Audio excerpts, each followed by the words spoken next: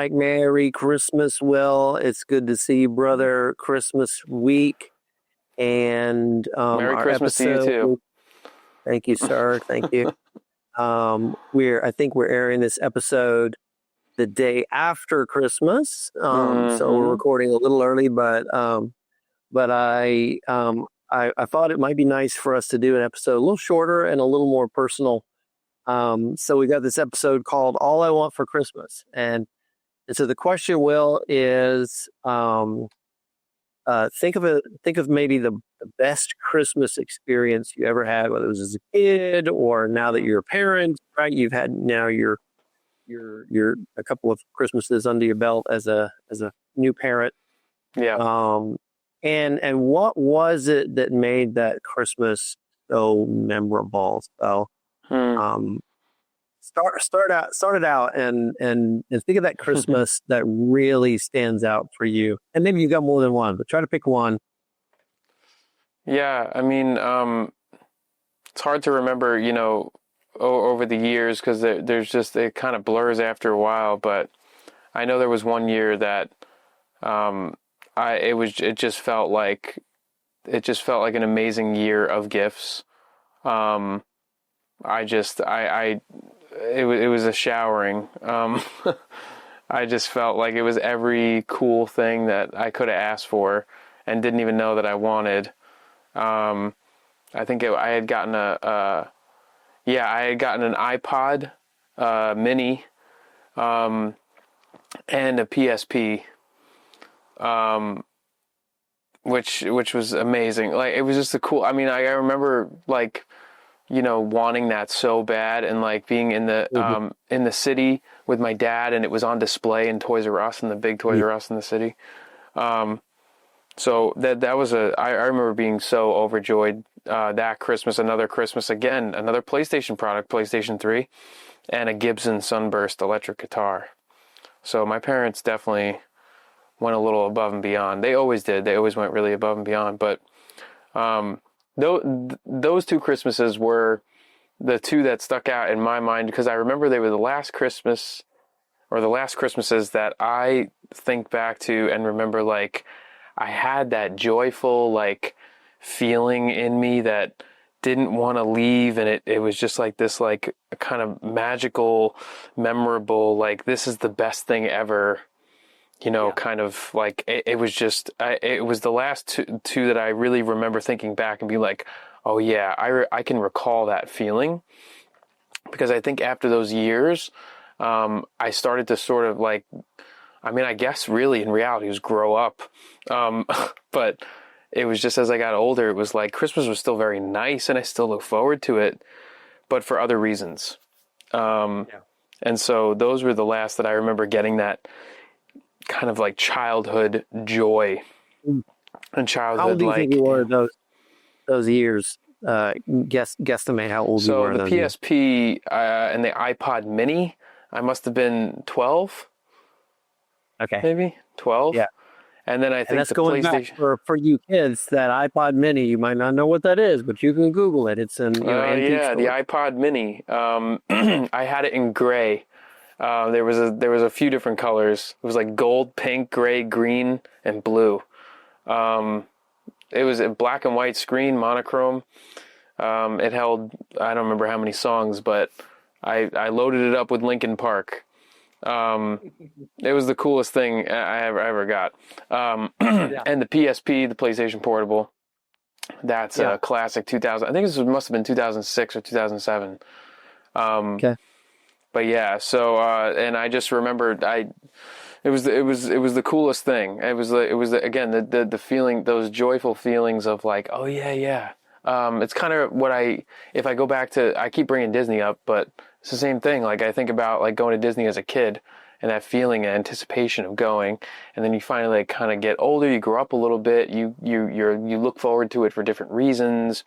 So it's not that it's bad or changing for the worst or anything. It's more just those feelings on the inside, though, that you do get, they change in different anticipation now and a different reason, But obviously, I'll get to the reasons I love it now still, but it's not all down the tubes. Well, no, of course not. But yeah, and so I really resonate with what you said, the wonder and the kind of the surprise and the feeling overwhelmed. So for me, the Christmas that stands out most for that was I think I was probably 7. I was in second grade. Mm-hmm. And so I was right still in that, Santa, can't wait for Santa to show up. And I remember Mm-hmm. coming out on morning and there was stuff under the tree that hadn't been there. And Mm-hmm. I just remember like Santa came. Oh my gosh, this is so exciting. And while, Christmas is always a season of like, wonder and joy, Right. it never happened again. There was never another time where I Hmm. remember just being like, oh, Wow.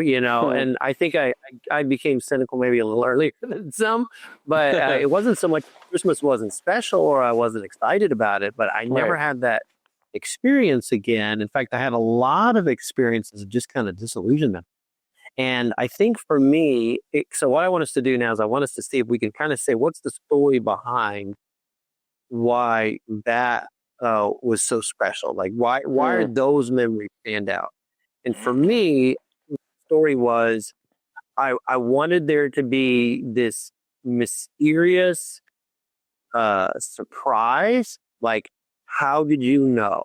How did you know that's what I wanted? Right. And so when people ask me, what do you want for Christmas? I go, I don't know. And I think there's some part of me that wants people to figure it out. I want, Yeah, yeah. I want I'm my the same. I'm the to same like way. figure out. I'm the same way. And every year I open it up, like, oh, okay, that's great. A tie or socks, or oh, you got me Hmm. a thing, okay, I'll put that on my shelf. Right. But the thing is, but occasionally, and this is kind of what, so now to segue to kind of this second wave of Christmas joy. So, like, my kids are older now. So my oldest is 21, youngest is 13. We got 4 kids, and for them now, they're buying Christmas presents that they think I'll like. And the last couple of years, I've been like, huh, you guys are kind of getting to know me pretty well. Like they don't have a lot of money, so they don't spend a lot, but it's not about a lot of money. It's like, do you get me? And is there something there for me that it's like, I never would have expected that and Right. or thought that I would want that. And this is really exciting. Like you get me.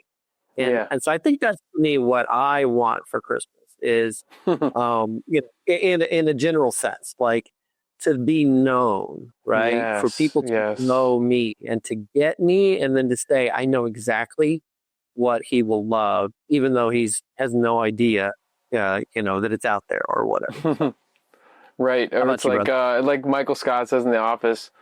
This is a great way to show that you love me this dollar amount.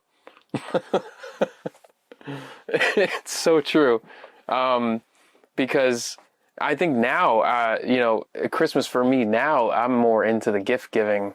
I'm more into just can't wait for someone to unwrap like what I gave them. Ooh, And yeah. especially always love buying gifts for my wife, and now I get the joy of doing it for my 1-year-old.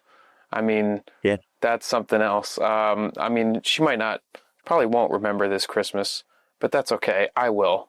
So that's Yeah. fine. You have pictures.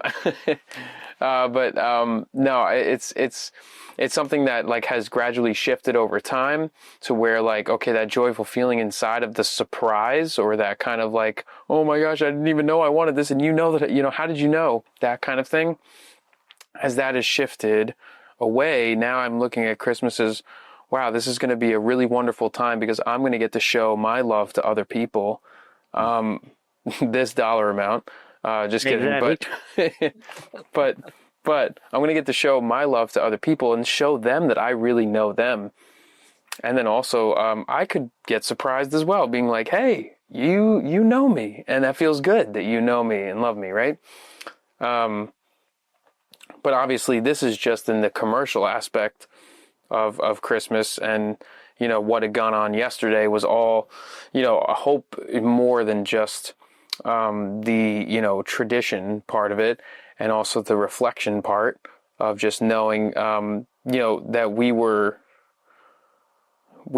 given the ultimate gift, obviously, and sent from heaven. And it was just a joy that is undescribable, and is something that I hope that I continue, even for myself, to focus more on each Christmas and get closer to that truth, because that can be a truth that I forget a lot. And sometimes even as the Christmases go on, I can pull back from that because it's just so routine.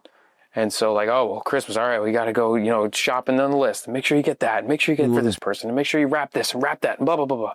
Lord, help me to focus more on you, please. And then it just like kind of just floats away. And I don't get a chance to actually do it. And then, recently I looked at a home video and my parents were filming me explaining, I think at 7 years old, the story of Christmas, like the actual birth of Jesus. I was explaining that on the camera before I was opening gifts. So like just going back to that innocent, childhood or the childlike faith to say like, Lord, thank you, and have that moment. And I hope we all had that yesterday, that time where we could take our focus off of the commercial, whatever the traditional might be, which is always fun and warm and fuzzy and great and can show a lot of love. And I just hope, yesterday as we were all, taking part in that, the commercial part of it and the traditional part of it and, family and friends and all that great stuff that the Lord is also, he's glorified when we show acts of love and kindness, because all goodness comes from him, but also just to remember, his ultimate gift to us and, just remembering, the Christmas story, the actual story of the birth of our Savior, and taking joy and hope in that, and trying to cling closer to that, because as you said in our last episode, that's the joy that will last. That's the joy that when all the lights come down and the tree gets thrown out to the side, that you're not going to feel like, oh, the joy is going to have to just wait till next year. Well, the joy can be happening every day. I mean, it should be really Christmas every day for a Christian. Christmas and Easter. Kind of every day. Well, right. And yeah, feelings come and go, but our determination to allow Christ to be real 365 days of the year, not just, when we're sort of forced to, because, you're supposed to remember this is the Christmas season and that's all about the gift and all of that. Right. Yes. So I appreciate that, brother, and appreciate hearing about what you want for Christmas this year, which is to experience the joy vicariously through the people that you love, seeing your love for them and that them. And so that is joy filled for me as well. And so I appreciate your time, brother. Merry Christmas. Merry Christmas. And to our viewers, we invite you, please hit the like button, hit the subscribe button, and then tell us below what do you want for Christmas? What is it that brings joy to you, whether you're young or whether you're older? What is it that really sort of warms your heart when you get to see it or when it happens on Christmas? What do you want? And we'll see it for some new episodes coming in 2026. Can you believe it? We're almost there. And so God bless. We'll see you in the new year.